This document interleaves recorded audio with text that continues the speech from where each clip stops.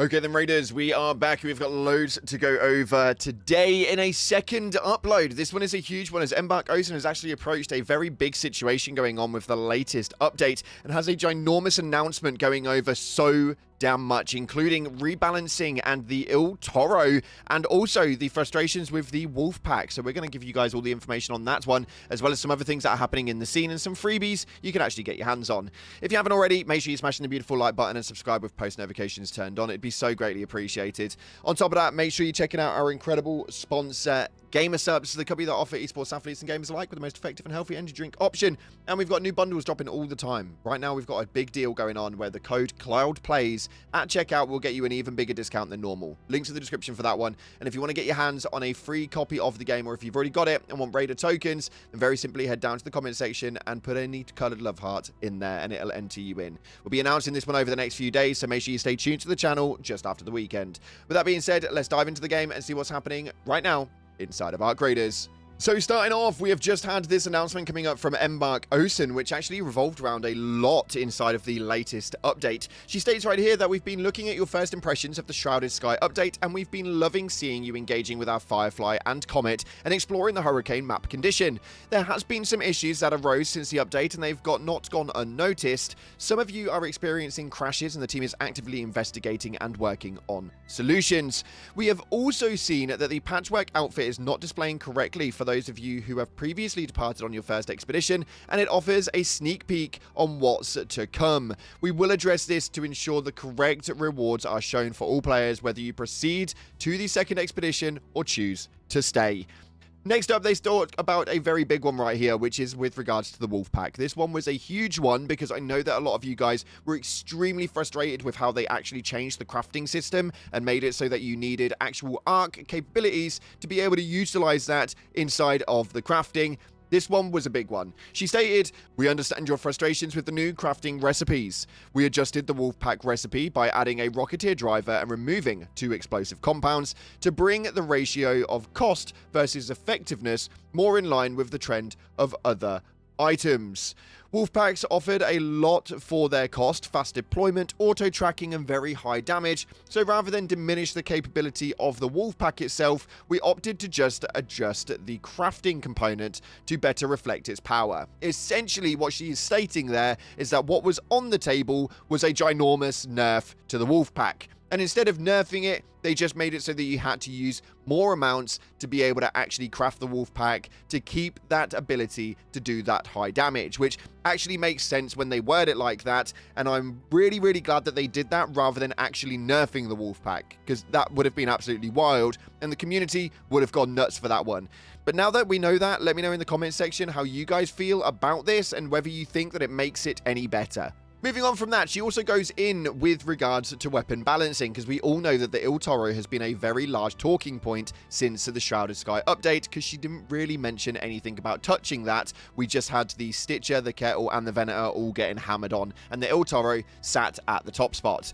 This states right here, "When it comes to your feedback about weapon balancing, we wanted to give you a quick update on the current work being done. We see your comments about the need to adjust the effectiveness of the Toro, and that work is currently underway. But our goal is to approach these changes carefully to ensure that we're tested before going live. Balancing weapon is an ongoing priority to the team. We regularly analyze telemetry and read community discussions to ensure changes are informed measures. See you topside Raiders, Ocean." Now that's pretty much confirmed that the Toro is going to be taking a bit of a nerf moving forward. As to what that's going to be and how it's going to be affected, we don't yet know. The full information on that will be made available as and when they actually make those alterations. For me personally, I do think that they have altered so many of the other ones so heavily that the Toro is pretty much just being left at the top spot. I've been in today, and now that we're at the end game of this and we're waiting for the expedition to run through, I've been enjoying a bit of PvP before I go through to my new file, wasting out a load of weapons, and everyone I've gone up against has got a bloody Toro. So I think it's safe to say that the community know which one is the strongest weapon as of right now that the Venet has been tanked down, so on and so forth.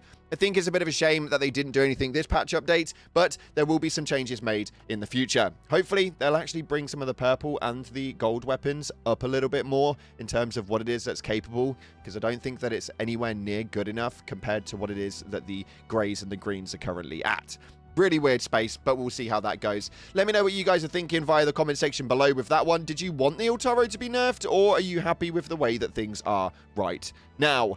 Moving on from that, we've got some in-game goodies that you guys can get your hands on as of right now. There is new Twitch drops that have been put through. The Record Player and the Royal Steed. Now, these are very, very easy. All you have to do is go onto Twitch and watch any of your favorite Twitch streamers that have got drops enabled. Yes, don't worry. We do have it over on the channel. If you watch for 1 hour, you'll get the Royal Steed backpack charm, and if you watch for 2 hours, you'll get the Record Player backpack attachment.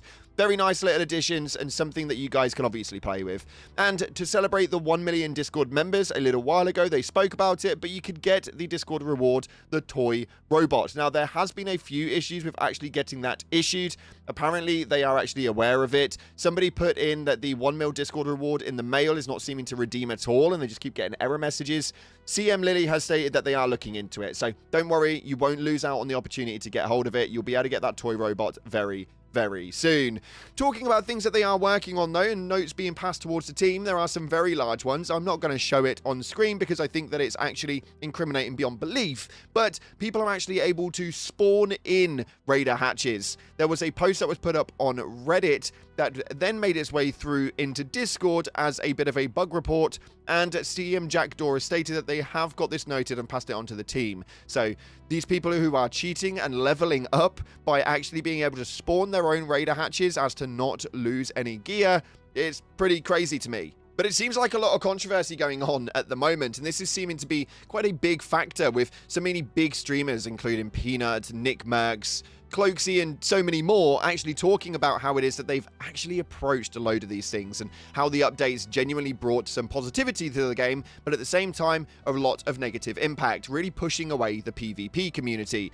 Just in time for Marathon's server slam that's going to be going live as of tomorrow. So if you guys are into the PvP aspect, maybe keep an eye out for that. It might be a little bit of you, it might not be, but it's a server slam. It's completely free to play, and you guys are going to be able to jump on in and do what you want with that.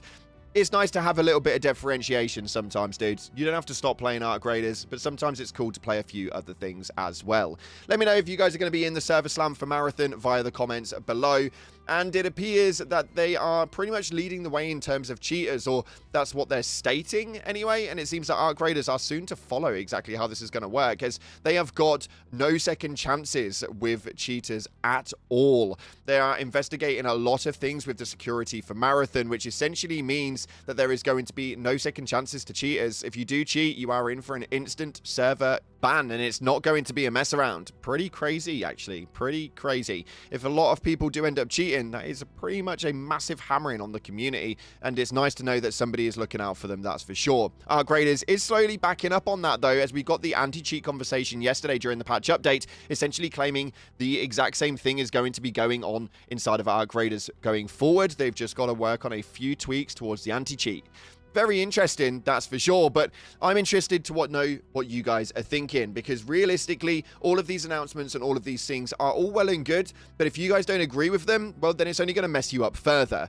You guys had a lot to say in the previous video, though, that we uploaded earlier on today, which was a huge stealth nerf, and the expedition is now actually open. For those of you guys who aren't aware, you can actually go in and sign up for your departure. We've got around 4.5 days remaining on that, so you've got a little bit of time to get that one in. But you guys had a lot to say. This first one right here, coming from Mr. Timmy GT, states, yeah, the crafting nerfs to wolfpacks and deadlines seemed completely unnecessary to me. I don't really understand it. I think actually what they stated today hopefully cleared that up a little bit. I don't know if I agree with it, but when it comes to weighing up the options, I'm glad that they changed the crafting rather than actually nerfing the wolfpack. I think that's really important to analyze and realize that, yeah, we could have ended up with a nerfed version of it. I don't want that. You don't want that. This next one states right here, the UFO flew over me at Spaceport hurricane mode 2. Freaky. Yeah, I have actually been playing all day today, and we have seen it inside of the game. It's a little bit concerning to see that sort of thing is happening. I don't know what it is. I don't know if it's early sort of teases or what, but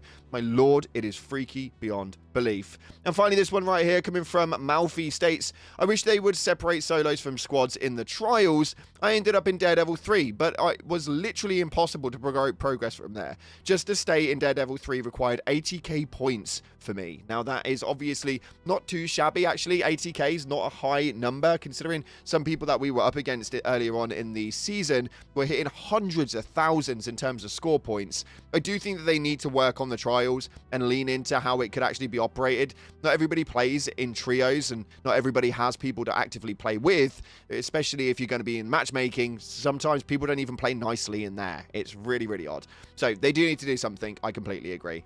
Other than that, let me know in the comment section all of your ideas, and if you happen to get this far, then do let me know by putting a star in the comments. I see all of you guys. I really, really do. And for those of you guys who have got this far and are genuinely a fan of the channel, I want to say thank you. Tomorrow, I'm not going to be uploading. I am actually at a friend's funeral, which sucks. It really, really sucks, but I've got to take a day out for that one, and we'll be back to normal schedule as of the day afterwards. Thank you so much for holding in there. Thank you so much for being amazing. I've got your news for our graders, so make sure you stay tuned. Like, subscribe, and as always, up until the next time, I'll see you in the clouds.